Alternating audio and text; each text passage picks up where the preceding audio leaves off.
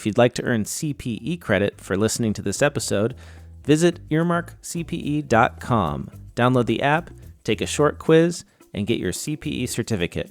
Continuing education has never been so easy. And now, on to the episode.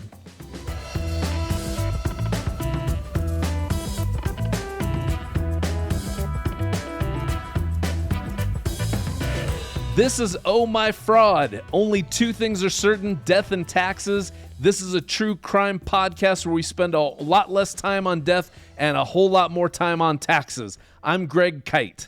And I'm Caleb Newquist. So, Caleb, you and I know each other pretty well, but I have to say, I don't know a whole lot about your upbringing, about your life before you became accounting famous. Because right. I know you were in a Big Four firm and you were you PwC or KPMG? KPMG. Mm-hmm. Which okay. I'm sure if there's any like high level KPMG people listening, they'll figure out a way to disclaim that in some way. Right, to distance themselves from you. Yeah. But yeah, I was at KPMG. Yeah. Mm-hmm. Okay. Big firm. And you were in New York and you hated it, and you started a blog where you were pissing on the accounting profession. You were airing the accounting profession's dirty laundry, and the blog got big, and that's how you got accounting famous. Is that a pretty accurate summary? It's close enough. Yeah, sure. Okay, so then, but going back, your origin story. Where did you grow up? I grew up in a small town in the middle of Nebraska. Do you know where Nebraska is, Greg? Okay, I do know where Nebraska is. It's just on the other side of Colorado from me in Utah. I've been there once. Oh, okay. I think Lincoln. You bet. Nebraska. Sure, capital. Yeah. I'm actually I spoke at a conference, and I became an admiral in the Nebraska Navy, is what happened there, which was supposed to be hilarious, but I still don't know if I get it. Wait, the joke? Wait, did you just make the joke, or was it the joke at the time? No, they presented me with a very official-looking document that said that I'm now officially an admiral in the Nebraskan State Navy, and I think the joke is that it's landlocked, so there's no Navy in Nebraska. Yep. Hilarious. I mean, that's where you got your sense of humor, clearly, was from the state, just from the dad jokes that just ferment in Nebraska. Right. Well, it takes a while for the good stuff to come in from the coast, like right. music, jokes. It takes decades for them to get to the middle of the country. Yeah. Well, and so, I mean, I think living there sounds awfully interesting. So what was the name of the town that you lived in? And did it consistently smell like cow shit? Because I was in a city in Eastern Washington in high school that smelled like cow shit so bad that you never got accustomed to it. Like, you never went nose blind. It was always a horrible, horrible smell. How much on a scale of 1 to that level of horrid, how bad was your city? On a scale of 1 to horrid? Yeah. I mean, it was probably like a 1. I don't. I don't. Oh. I mean, there'd be days like if the wind changed suddenly or something, then maybe you'd be like, oh, yeah, that's something's happening. Or like, there's this thing called, I think, inversion in weather, where the cold air gets trapped, the hot air traps the cold air, and like that keeps like the smell of manure from escaping into like the air. Yep. Like occasionally that would happen. That happens here in Denver. I mean, it's so it can happen anywhere. But in any case, my hometown did not have the enduring manure thing going on. No. Okay. Gotcha. We have bad inversions here in Utah, but what it traps in the smells of Diet Coke and crumble cookies. So it's different than Nebraska and I guess Colorado. But so what was the name of the town? Yeah, sure. The name of the town of my hometown is Ord. Ord? Do I need to repeat it? Your face says I need to repeat it. Yeah, Ord. No, I got it. Okay. Ord. Yeah, Ord. It's named after a Edward Ord, who was a Union general in the Civil War. And actually, more fun facts. You can see a bust of General Ord at Grant's tomb in New York City. Nice, Caleb. So tell me more about what your experience was growing up in Ord, Nebraska. Yeah, so it was pretty typical small town USA. Lots of farming and ranching around the town. Sports were big, football especially, and abstinence only sex education. Pretty typical. Right. So no condoms on bananas for you in No, Ord, sir. Nebraska. It was just keep that banana in your trousers. How'd that work out for you? How would you rate your growing up time? Well, since I didn't grow up on a farm or a ranch, it kind of made me a second-class citizen in a way. Okay. And I was average to below average at sports, so that didn't help me. And then for the most part, girls weren't interested in me, so the abstinence-only sex ed was kind of overkill. Okay, so I'm getting a pretty clear picture now. You couldn't shear a sheep, you couldn't throw a spiral, and you weren't having any sex. So to me, that sounds like the quintessential origin story for someone who eventually became accounting famous. So it's making sense to me now. But I guess it is a little surprising that you don't have like more farm in you. Oh, I mean, were you getting a farm kid vibe off of me? Not so much that, but just like I've been to enough of those to those real rural communities where it's like that.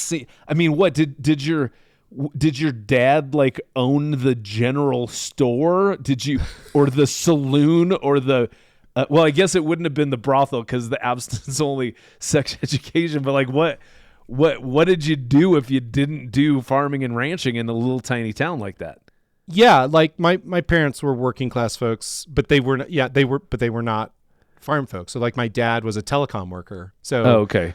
Back in those days, it was like he hooked up your phones, and like if phones went down, like he would fix them, or like he would climb up the phone poles, and like in our town, and then the other rural towns that were kind of within 30-ish miles.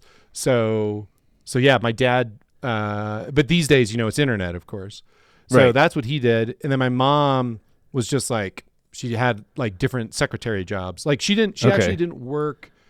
She didn't actually work, and she didn't go back to work until I was like 9 or 10. Okay. She was home with us while we were pretty young. But then she worked in the treasurer's office, the county treasurer's office for a while. And then she worked in the school system. Like she worked in the superintendent's office. And so stuff like that. And so, But yeah, no farming. But I obviously had friends who grew up on farms and ranches and stuff like that. So you had to have like farming adjacent experiences, right? I mean, yeah, you did farm shit at some point, right? Or did you completely avoid it just to make sure that you kept your position as a second-class citizen in Ord, Nebraska?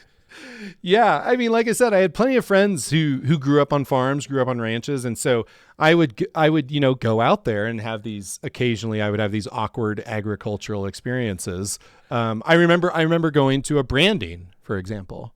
Okay, like where they branded cows or they branded each other? Because I'm also thinking these are like farm kids, and it could be either way. It could go bad. Right. Yeah. I've seen. No, they were branding cattle. Yeah. Okay. Gotcha. Yeah. But what was branding cattle like? Mostly it smelled, burning cattle hair and flesh. Okay. Lots of poop, obviously. Okay. But like, real life cowboys castrating the male calves. In fact, like a good friend of mine that I grew up with, his dad, we used to joke, some of us, that his dad was like, he was the Marlboro Man, from the old ads. Oh, really? Yeah, the lone cowboy riding his horse through the cattle field, chain smoking and developing emphysema. I mean, more or less. But he had the hat, and he just Okay. was like, he was, he was always. I saw him on a horse. Like, I don't think I ever not saw him on a horse, and so, but the sweetest guy though. Like, he's just a sweet man, but like a real deal cowboy. Like, smoked. But he didn't smoke Marlboros. He smoked non-filter Camels. So he was extra hardcore. Right, to really put the accelerator on that emphysema. Yeah. Nice. Well, so today's case, the reason we're going there is that today's case is all about farming and ranching. There's no Marlboro man in our story, but we do have someone who, instead of burning cigarettes, burned his family's generational wealth in the city of Pasco, Washington.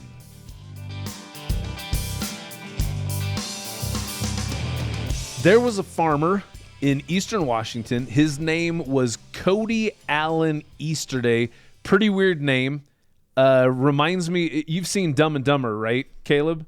I absolutely have, yes. And so Jim Carrey's character is Lloyd Christmas, but this guy's name is Cody Easterday, which seems like that would be a good duo, maybe.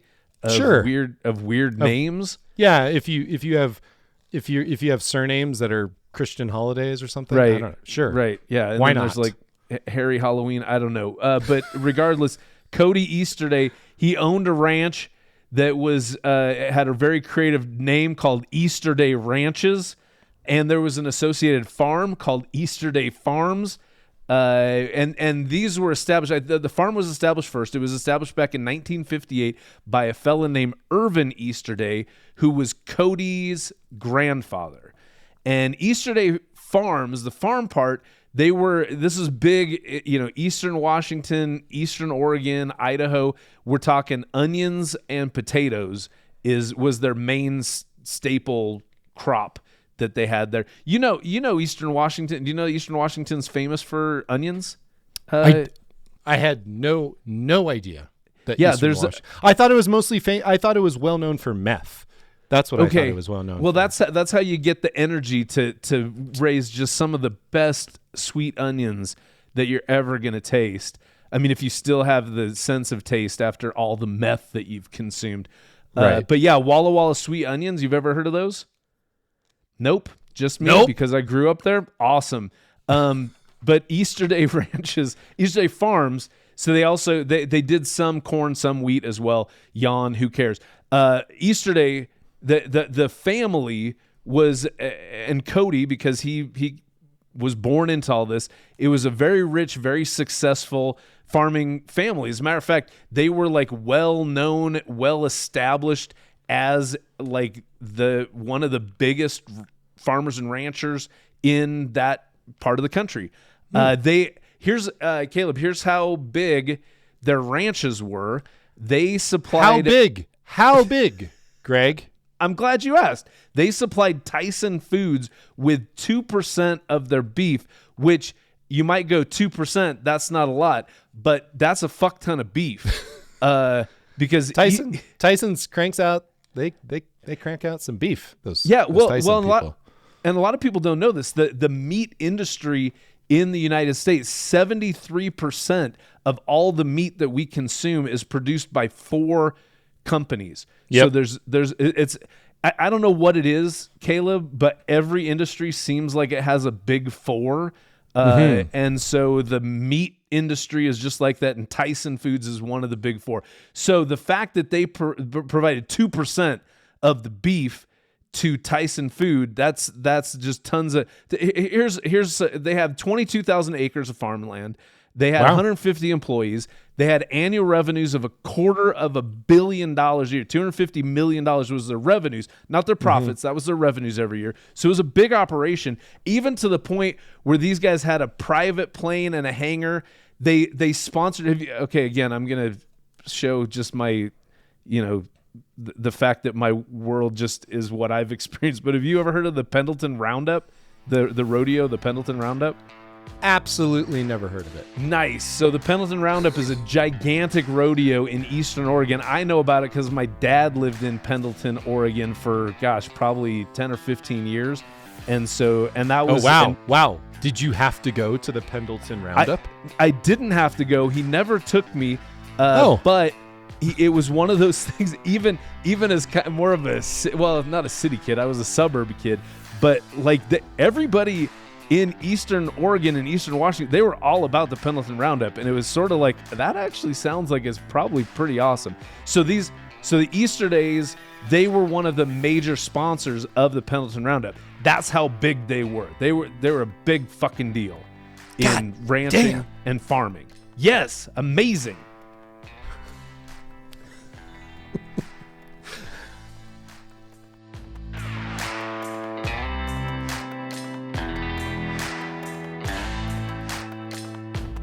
All right, so here's how cattle ranching works, more or less. It's not going to be perfect, but we're going to try to cover it, right? Right. This is an outsider's perspective.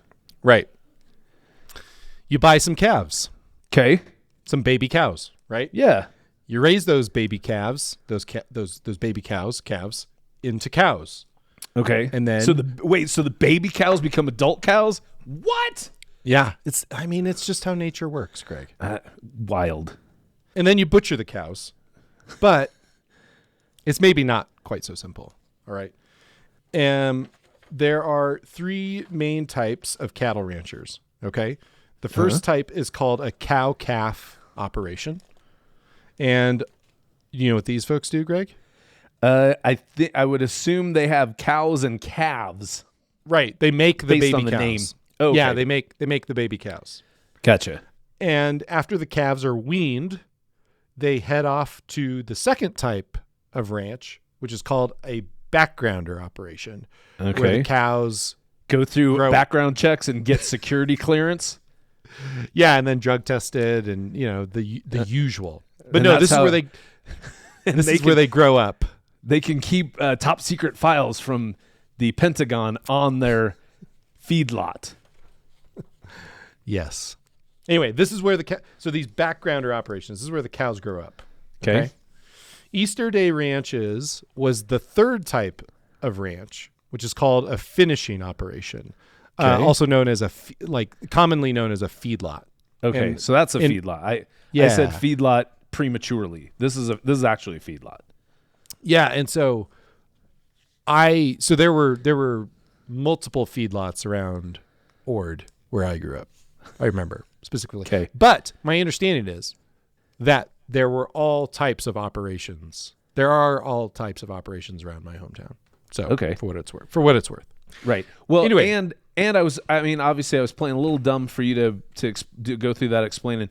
One of the other interesting things that I learned about these 3 types of cattle ranchers, there's very little vertical integration. So like you don't have it because again, to a dummy who's on the outside, I'd go, yeah, why don't you just do all that?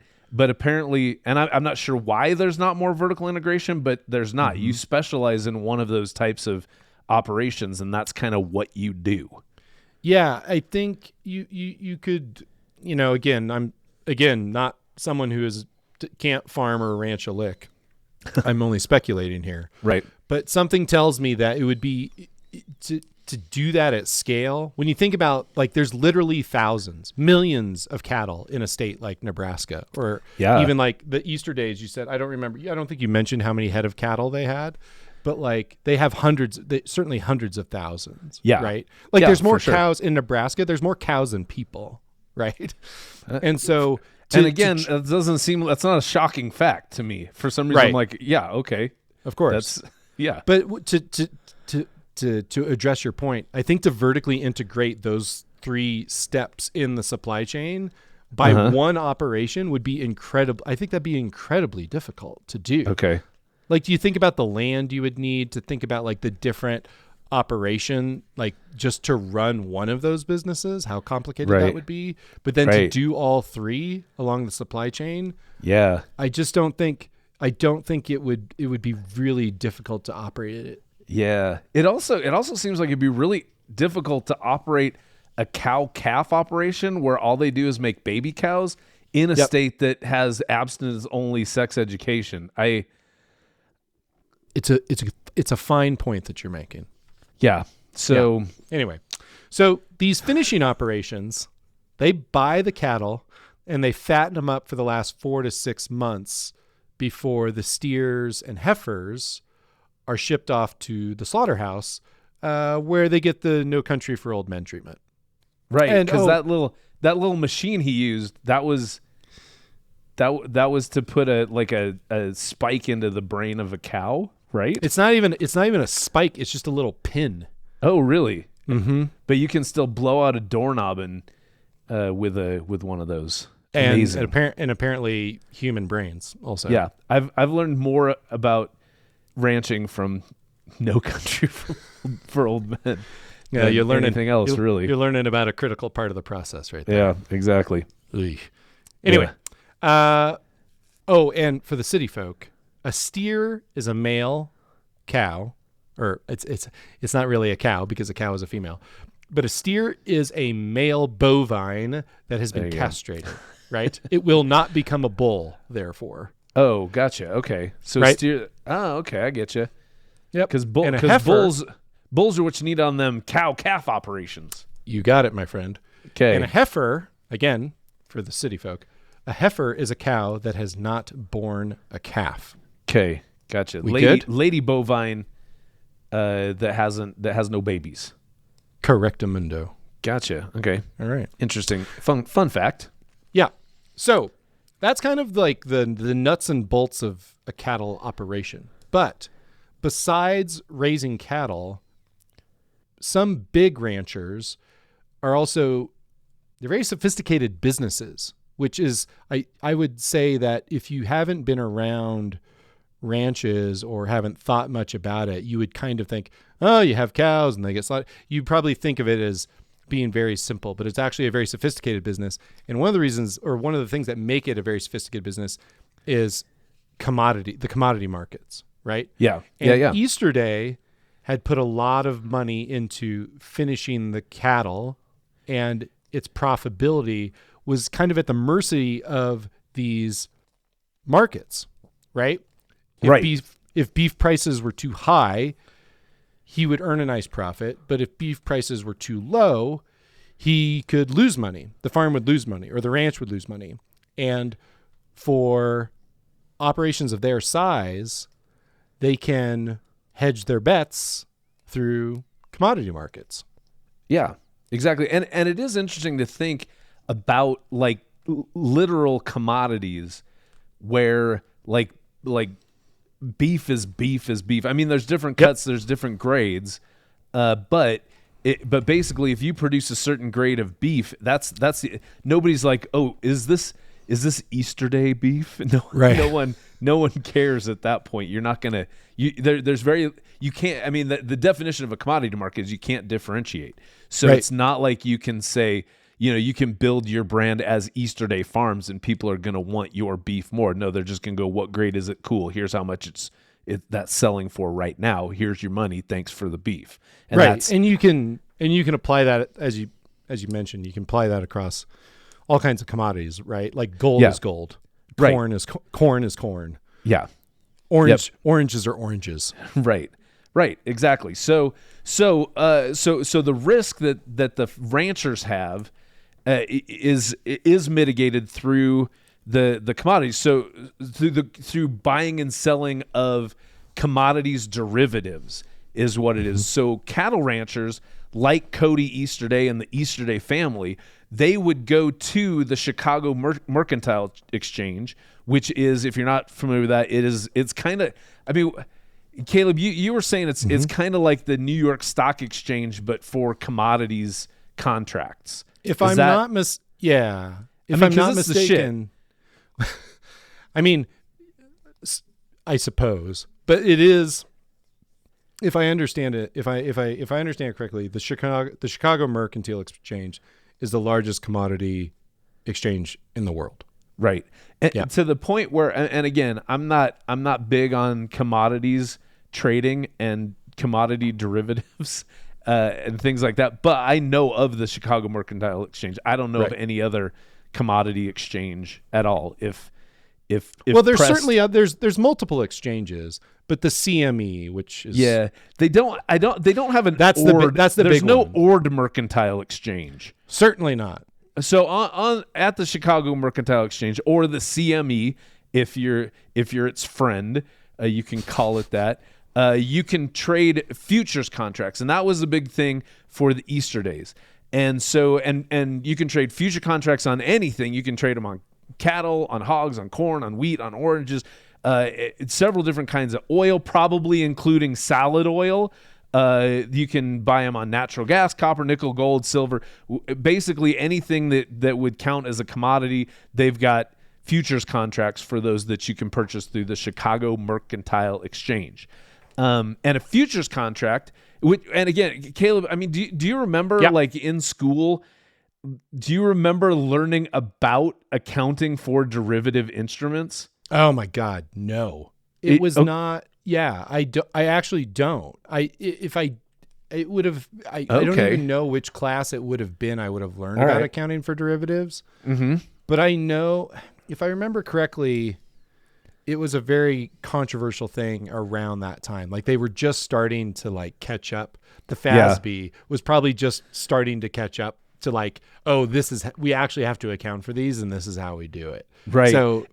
So a futures contract, and this is what if you don't remember, here's what a futures contract is. It's where someone is contractually obligated to buy beef from you at a certain point at a certain date in the future. So that's one side of the future. One side of the future contract, they're contractually obligated to buy a certain amount of beef from you at a certain price.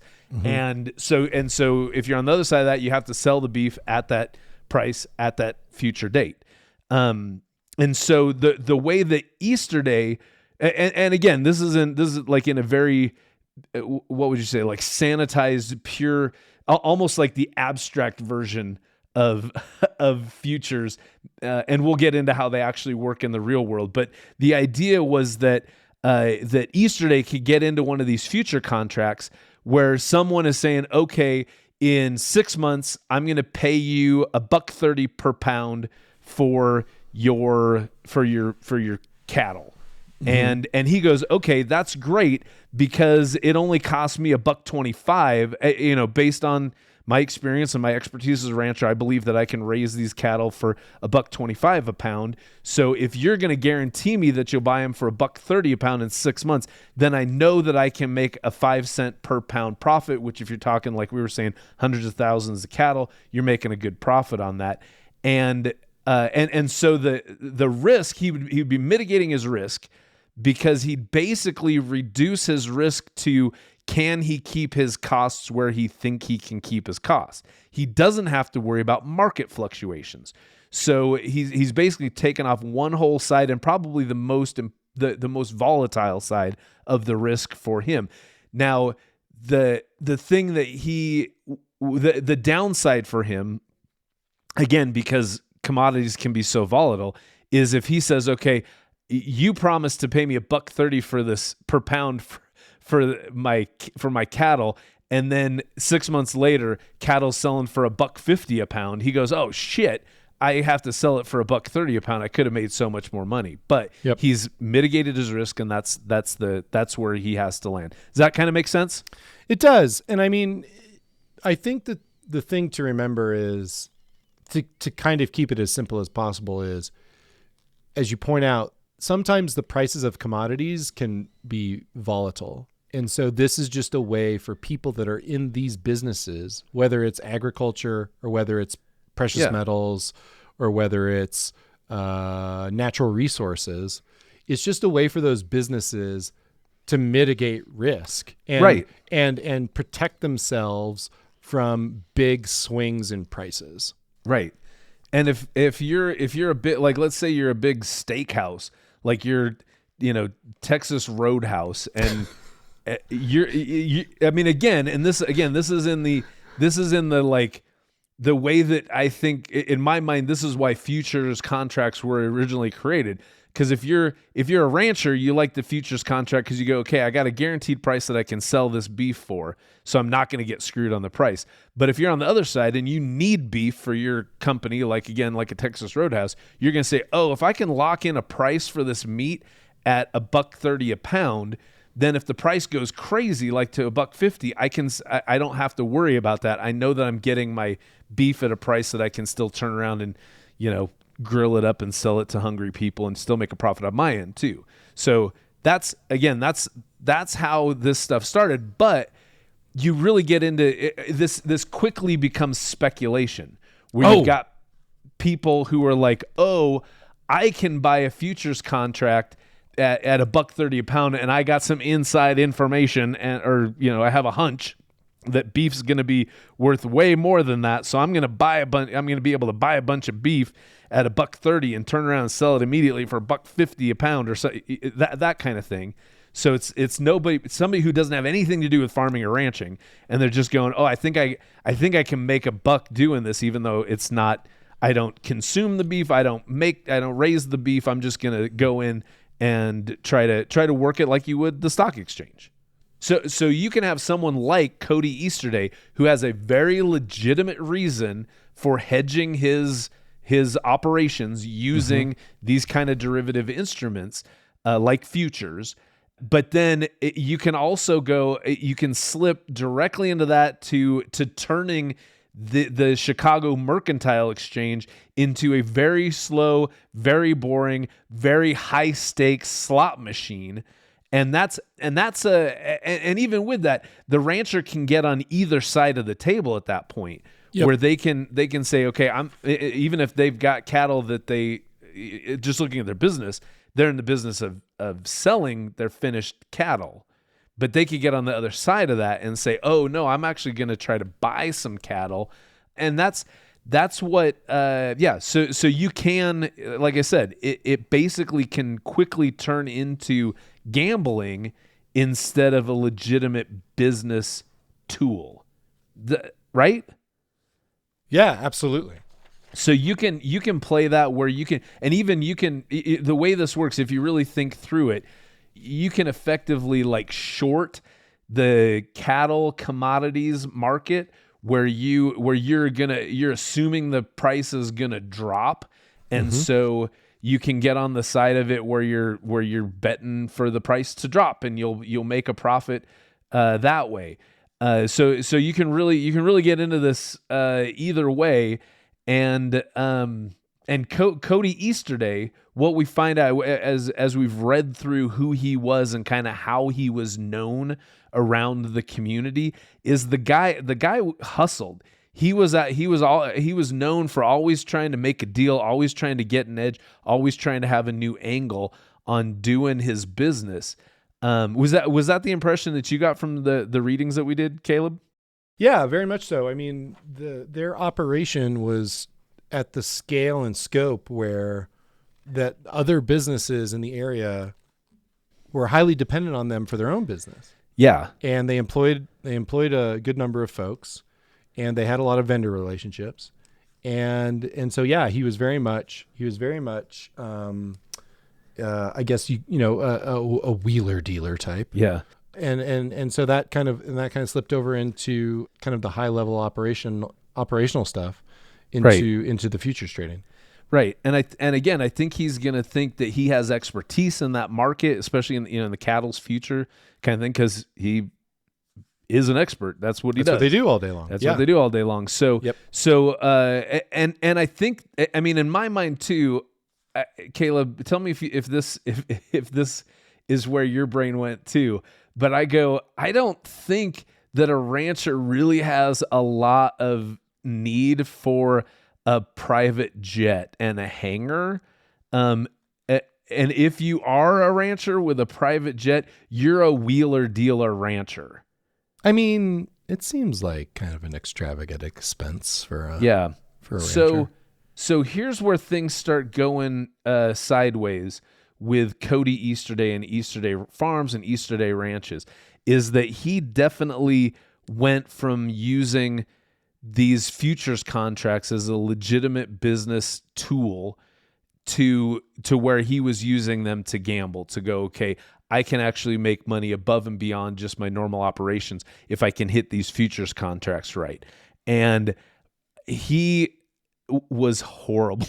He sucked ass at gambling with futures contracts, because what we see is over a 10-year period, Cody Easterday incurred about $200 million in losses just on the Chicago Mercantile Exchange. He lost, did you hear that? $200 million.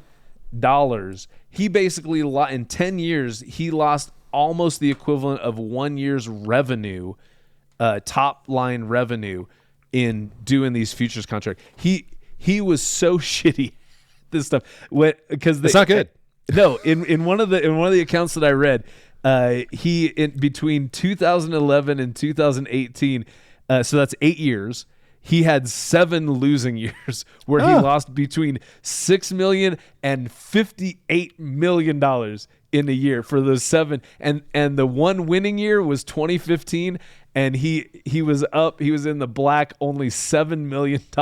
So he lost and lost and lost, and then he was like, oh, hey, my luck's turning around in 2015. And then immediately the next year he starts losing just shit tons of money again. So he owed the Chicago Mercantile Exchange over $200 million from his losses that he'd have over the years, to the point where the Chicago Mercantile Exchange, they would need to see financial statements to go, because if you took a position, it's one of those things where it's like, if you know, it's like if my son comes up to me and says, hey dad, I'll bet you $1,000 that the Knicks are going to win tonight.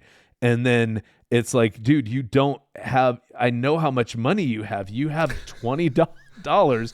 So that's not a good, it's the same kind of thing. Yeah, but if I win, you'll give me the money. Right, and if I lose, it's fine. If I lose, I guess you'll just take it out of my allowance for, 80 years. I don't know. So, so the same thing with Chicago Mercantile Exchange. If you're making these big bets on these future contracts, they need to know that you can back that shit up. That you're good for it. Yeah, so you have to submit your financial statements. You have to that shows your inventory, your purchases, your sales, all this kind of stuff, to go, okay, this person can sustain the kind of losses that he could be susceptible to by entering into these futures contracts.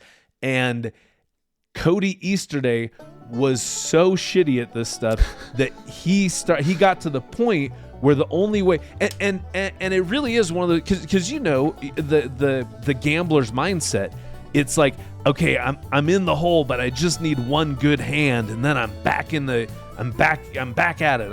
I'm better than ever. And so when you lose and lose and lose and lose, you need to just have that one big win. And so you got to keep convincing the pit boss that you're good for it. And that's what Cody Easterday had to do to the point where he started submitting fraudulent financials to the Chicago Mercantile Exchange just so that he could continue to trade on these futures contracts.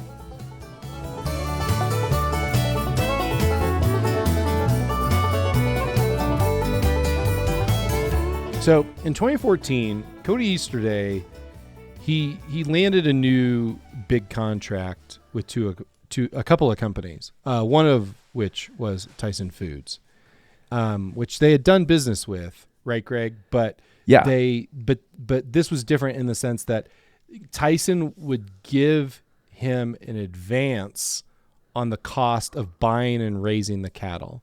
Okay, and this is 2014, so he's in about year 4 of his nearly decade-long streak of being real shitty at futures trading. Yeah. Okay. Yep. And so he needs this, right? Because he needs the liquidity in order to keep doing the futures trading, right? Okay. Yeah.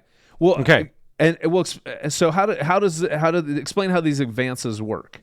Sure. Once the cattle were raised, slaughtered, and sold at market price, Easterday ranches would then repay the costs that Tyson had advanced to them. Okay. Right? Plus, they would pay them some interest and certain other costs. And if by the time when they paid all that stuff back, they just kept the difference from what they were advanced in the first place. Does that make sense? When you say it, when we talk about advances, the first thing that comes to my mind is like a book advance, and I see this being a similarity to that, where it's not a publisher, but if you have a book advance, the publisher says, "Hey, I'm going to give you this much money to write this book, but I'm not giving you the money. We're going to take it out of your royalties later." So it's kind of the same thing where Tyson. This is my. Tell me if you think if that's a good analogy, because Tyson is kind of saying, "Hey, here's a bunch of money to go buy the cattle and raise the cattle and take care of your expenses. We're going to buy that cattle from you later for market price, and so you're going to have to pay all that back to us when we buy it from you. But here's the money up front, so you can get the shit rolling, because we know it's a cash demanding proposition to it buy is and it is cattle. like to raise the cattle is very, very expensive, right? And so Easterday may not have, like, if they say, hey, we've got X number of calves that or it's a finishing operation, so they're not calves, probably they're the teenagers. They're like older. They're like teen cows. Yeah, they're entering their formative years. Yeah. But anyway, and then they get murdered. But anyway, but yeah, so Tyson fronts them the money so that they can like finish that job. And then they sell the cows. Tyson gets their money back, and Easterday keeps the difference, if there is a difference, if there's an upside. Yeah. So it's almost like, I see it as almost like a kind of a financing operation, where it's like it's because especially because like we see Tyson required them to pay interest on the advance. So when I look at that, I go, oh yeah, it's a loan. They just gave them a loan to say, okay, here's this money, go buy the cattle and do your job, and then we'll buy them from you later, and it's just financing. Right. Cool. So from 2016 to 2020, Easterday submitted, ready? False invoices to buy and raise over 265,000 head of cattle that were never purchased and didn't actually exist. So this dude. Okay. Sure, I'll answer questions now. It seems. I get it. He's like, I need this money because the Chicago Mercantile Exchange is going to break my kneecaps. Is ringing me up. Yes, exactly. So hey, Tyson, crazy thing. I just bought 265,000 cows. So I need that advance right now because I got to pay for these cows. And then it's like, but he didn't do it. And it's like, hey, Chicago Mercantile Exchange, here's your money. Am I good? And they're like, yeah, you're good. You can live to buy another futures contract. That is a very vivid interpretation. It's a very Goodfellas kind of interpretation. Very much so. Very much so. It didn't quite work that way because it happened over the course of 4 years. But yes, effectively, yes. Right. Yes. What you're describing is accurate. Yeah. Yeah. Because he needed the money, right? So if he's getting margin calls, from the CME, that like he has to have the money, right? Right. He's like, dude, you're losing lots of money. You're upside down on this thing. Yeah. So we need some more money. And he's like, great. Call you back, And then he's like, hi, Tyson Foods. We need to buy 15,000 head pronto. And they're like, great. Here are the terms. This is what you're going to give us back later. He's like, sure, no problem. And just give me the money. And this is what you're going to do with the money, because that's an interesting thing that I was not aware of until I got into the position that I currently hold at work. Because we get, I have between both of my campuses, because I help manage a group of medical office buildings, and between both of my campuses, we have between $20 and $30 million worth of loans between those two buildings, and it's not like you can just go to the bank and say, hey, we need, we've got these buildings, will you give us a loan against those buildings? And they just go, yeah, here's your money, cool. They're like, no, you can only use this money for certain things, and it's spelled out how you can use the money. And with this, it was very clear that the way you're supposed to use the money is to buy the fucking cattle, to raise the cattle, because in this case they very much needed the cattle because then Tyson's going to buy them. Yeah, they're going to buy them, and they've got demands for selling that cattle. So Cody Easterday was basically using Tyson Foods as a cash machine, as an ATM machine. To pull money out, and obviously it was it had to have been very clearly very explicit what he was to use the money for, and clearly he was not doing that. And I wanted this whole buildup with Cody Easterday and Tyson Foods and the Chicago Mercantile Exchange is so interesting to me that I feel like it's incredibly anticlimactic how this house of cards crumbled. Because what happened is Tyson Foods, they were like, hey, Cody Easterday, we're ready for all that cattle. And Cody Easterday was like, yeah, so about that.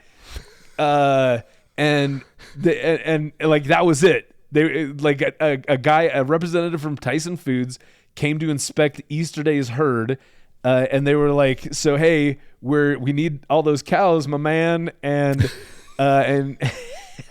he was like, yeah, so I don't have those cows, my man. And so then he was like, oh, well, that's a problem. And so the next time it was 3 corporate goons who showed up to be like, yeah, so you have our cows, right? And he's like, yeah, no, I don't have, I don't have them.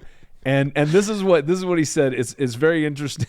He said, they were like, what's up with our cows? And he says, where are the cows? And he's like, Cody, man, I totally fucking screwed up, man. I'm just a screw up. I pissed away all that money on the Merc, and that was it. And so he had the balls at this point even to he didn't want to label it that he had stolen the money, though. Still, he absolutely stole the money. It's not fraud. It's not fraud. It's not fraud. He said what it is it's forward billing.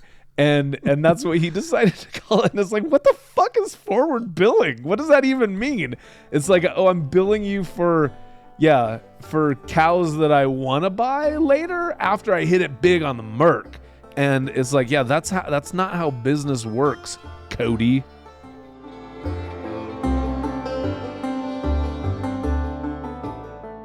Shortly after Easterday's fraud was uncovered, Easterday Ranches and Easterday Farms filed for bankruptcy. What? Didn't take long. Yeah. I mean, you sure? Yeah, right. Easterday's assets were liquidated, including large amounts of real property, heavy farm equipment, and that private aircraft. Yeah. Through the bankruptcy proceedings, the victim companies were able to recover approximately $65 million. The new owner of Easterday Ranches is Farmland Reserve, which is a for-profit company wholly owned by the Mormon Church. That's my guys. That's out here. That's where I live. That's where the smell of Diet Coke and crumble cookies comes from. Easterday entered a guilty plea for wire fraud in March 2021, and in October 22, he was sentenced to 11 years in prison in order to pay $244 million in restitution. Which I'm sure he'll be able to make by gambling on futures contracts. Trading futures. Do it, Cody. You're a pro. He had to have learned something from all those years of losing. So, Greg, what did we learn? Did we learn anything? We did. I mean, I love this case because I have you said that before? I think I do. Well, we don't talk about cases that we hate. Sure. But this one I think really outlined a lot of stuff, and just, I mean, for top line for why I love this case is it's a very rare case where we see both financial statement fraud and embezzlement. It's not really embezzlement because he's not stealing it from his own company, but basically, asset misappropriation would maybe be a better way of saying what he was doing. Not really though, right? Because So let's just puzzle this out, shall we? Okay. Because you're talking about, so like he's losing money in futures trading. Yeah. Yeah. Right. Yes. So it's and you need leverage, i.e., you need the ability to borrow. Right. He has to borrow the money to trade futures. Okay. Right? Yes. Yeah. Right. So in a way, he's not technically misappropriating Easterday assets when he's doing that, because they can trade futures. Right. Right. But he is what's the technical term? He is making false representations to Tyson in order to get money. With an intent to defraud. Yeah. Because he knew that he wasn't going to be buying those cows. Right. So maybe someone that's smarter than us would quibble with me in terms of like what actually is going on. I mean, he's definitely lying to Tyson, right? Yeah. Yeah. He's losing all this money to the Merc, and the Merc doesn't care. They're just like, dude, you're losing, so we need the money. Right. We don't care what. I mean, you just got to pay the money. And the Merc probably doesn't want to take stolen money, right? The Merc doesn't want to take stolen money. No, nobody wants to take stolen money because that could get clawed back. Which right. Yeah. Right. And so, but in Easterday's case, the only way he knew how to make this real bad boo-boo that he has with the CME, the easiest way to get the liquidity was to get from Tyson, which is like a huge company, right? Right. That has lots and lots of money. Right. Right. So there's clearly an intent to defraud there, but he's not it's not like he's misappropriating Easterday assets, but he is using Easterday's own business like leverage, because they make if they have annual revenues of $250 million, I mean, that's a lot of money, right? Yeah, for sure. He can use that to be like, yeah, that's why I'm trading futures, because we make $250 million a year. Right. So like, I don't know. I'm quibbling with you on the misappropriation bit, which maybe is like just mental masturbation, but I don't know. Okay. Well, and it might just be because I don't have. I mean, I want to say something more specific than he defrauded Tyson out of money. He misappropriated Tyson's assets. Yes. And that was the misappropriation. And I do think it's interesting because the Chicago Mercantile Exchange, they could have gotten screwed big time, because if he's going, oh, I've got all these sales and I got all this inventory and I can totally cover this stuff. If the contract from Tyson didn't come along, then the Chicago Mercantile Exchange would have been the one holding the bag. Well, they just would have closed him out, right? Like they wouldn't have let him trade anymore. That's right. All. But it wouldn't have got to the 200. It wouldn't have got to the 200 million point. Because I don't remember the timing of when he started doing the false invoices to Tyson. Okay, yeah, good point. But I guess that wasn't delineated when those began. That's a good point. But what? So you're saying that Yeah. You're saying that the Merc probably wouldn't have sustained the losses anyways, because like if you get a margin call and you don't have the money, they're just gonna be like, okay, well, you owe us the money and you can't trade anymore. Right. But then but that's what I'm saying. If Easterday was always like, oh, and I never am going to have the money, then the Chicago Mercantile Exchange would have gotten screwed and they would have been left holding the bag. Well, and they probably would have went after, they probably were like, look, you owe us this money. So, Right. But that's the same thing that Tyson Foods is going after. And, and we did get in, we saw a little bit of it. I didn't really, luxuriate in the numbers, but I know that they sold the farm for far less than the $244 million of restitution that was owed to Tyson. And so same thing could have happened with the Chicago Mercantile Exchange. If they were like, hey, we got the margin is called, and he goes, I don't have the money to pay it. And they go, okay, we need to sell all your assets. And he goes, yeah, it's not worth as much as I owe you. Then they're like, oh shit. Okay. Because you gave us false financial statements. So yeah, I will always say on this case, Caleb, whenever we talk about it, that the Chicago Mercantile Exchange just got lucky that they didn't get screwed for more than what they did. And I've seen this, and I know there's some fraud that I saw firsthand at a company that I've worked for, where it's the same thing, where unfortunately a bank ended up loaning the fraudster a bunch of money, and the fraudster used that money to pay back the money that he misappropriated from his company that I happened to be working for. But then the bank ended up just losing all the money on the loan that they gave. So the bank ended up losing money instead of the company that got all the money stolen from them. And that was just a friggin' lucky bounce for the company that I worked for, that they lost as little money as they did. So let me ask you something. Yes. Talk to me a bit about why did this even happen in the first place? Why did this fraud happen? Yes. Okay. The reason why this fraud happened, and again, this is because we haven't touched on it yet. About why it happened? Yes. Because, well, a lot of it is because you've got these. It's the factory farm, the big agribusiness thing that we talked about before, where you've got these agricultures being consolidated into these huge mammoth companies, that very few of them, that run the whole deal, and they're able to leverage the power that they have to really squeeze the profits out of the little guys. And it is, compared to Tyson, Easterday, even though Easterday is a little guy. He's a little guy. 100%. He's a humongous little guy. Is what he is. Right. Yes. So Easterday's finishing operations, they basically, they had about 0.5% of all the beef that was going through that sold in the U.S. They saw about 0.5%. That was their contribution to the steaks that we all eat, and because of that, it put Easterday's in a kind of a shitty position, because being a really, really big but still a very, very little player in this game that, again, like we said, is all about these commodities, because he doesn't get to call hardly any of the shots. Right.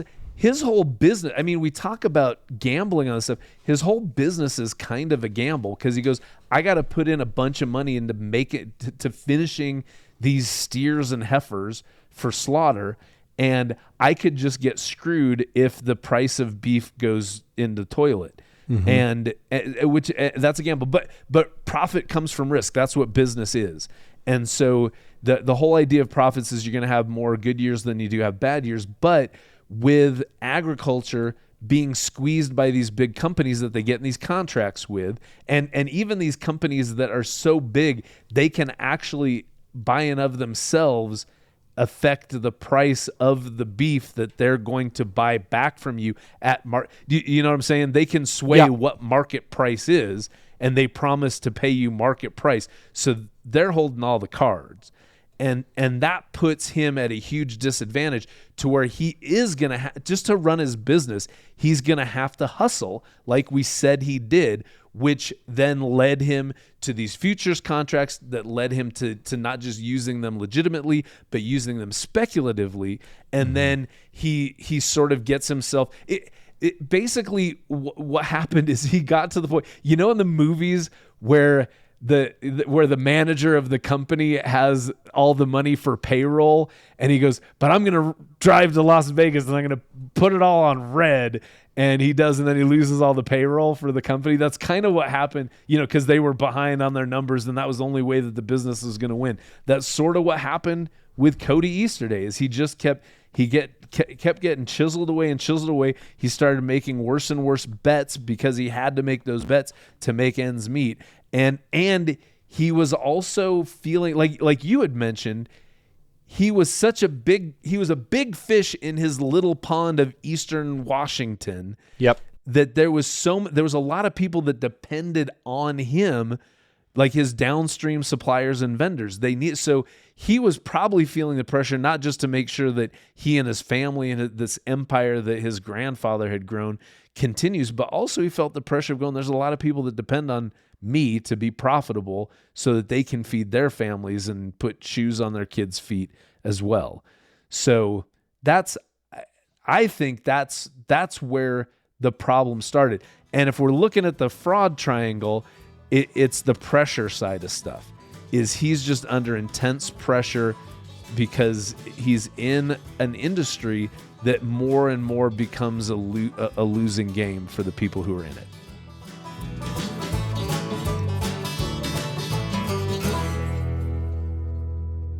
That's it for this episode. And remember, ghost cows don't say boo. If anything, they say moo. And also remember, if you grew up in rural America, you might need birth control that isn't abstinence. If you want to drop us a line, send us an email to ohmyfraud@earmarkcpe.com. And Caleb, if people want to reach out to you directly to find other non-abstinence forms of birth control, how can they get a hold of you? I'm still on Twitter @CNewquist and on LinkedIn /Caleb Newquist. Greg, are you still on Twitter? I still am @Greg Kyte. I'm on LinkedIn, Greg Kyte CPA. I'm on Instagram @Exposure Drafts. That's my cartoon series. That's fun if you like cartoons. Who doesn't? Everyone likes cartoons. Oh My Fraud is written by Greg Kyte and myself. Our producer is Zach Frank. If you like the show, leave us a review or share it with a friend. Rating the show helps people find it. So, 5 stars. 5 stars. 5 stars. And write something nice. It's so easy. Greg needs it. Leave a fraudulent review, even if you didn't like the podcast. Also, be sure to subscribe on Apple Podcasts, Stitcher, Spotify, or wherever you listen. And for the accountants out there, if you listen on Earmark, you get free CPE.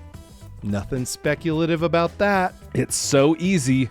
Join us next time for more avarice, swindlers, and scams from stories that will make you say, "Oh my fraud."